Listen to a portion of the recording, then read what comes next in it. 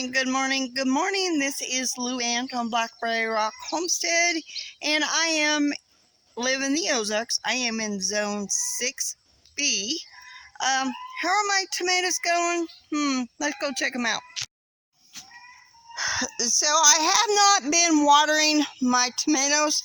I gotta say that first and foremost, because our well is not very deep. But I have not been watering our tomatoes.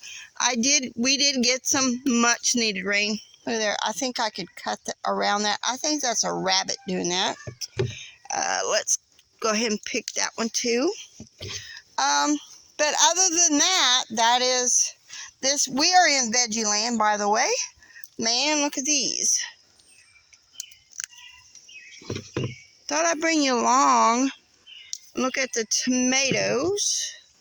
I might leave those, but the cherry tomatoes have exploded, and I do mean exploded. They are tons of them, and yes, you can make canned cherry tomatoes. You just freeze them, and then you make whatever you need to make with them. Like, it's basically better for sauce, to my understanding.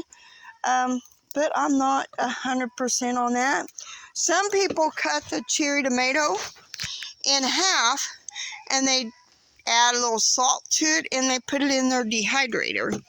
I usually freeze mine, and then in the wintertime, I usually start canning some of the tomatoes. That's just how I do my tomatoes. Let me finish picking these, and I'll show you the next row. This next row is basically Brandywine, and that it starts off with 2 cherry tomatoes, 2 little tomatoes, and you guys going to have to avoid. I have a little dog that thinks she ought to have her breakfast right now, which she will after I come in. That's usually the way to do. I think there is a hornworm damage. No, I don't see one. And these are basically Brandywines. This is a Brandywine, and they are starting to turn. These are my favorite. I mean, not my favorite. Well, in a way it is. These are my mom's favorite tomatoes, so I have to have Brandywines. They will always be in my garden. Always. I will always have Brandywines. So let's move on along, and let me show you the rest of the tomatoes. These tomatoes, I have lost a few of them. Not all of them, but I have lost a couple of them, and they are getting blossom end rot on some of them. And like I said, I apologize.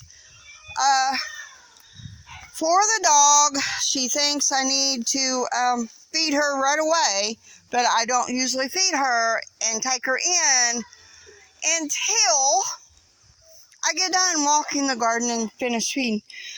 This is hornworm damage. I have gotten off hornworms off of here. Like I said, this heat has done a number on these tomatoes. I've lost a few. Haven't been able to weed this area. See, I almost lost that one very much. There's some more hornworm damage. Other than that, this is what has been going on with my tomatoes.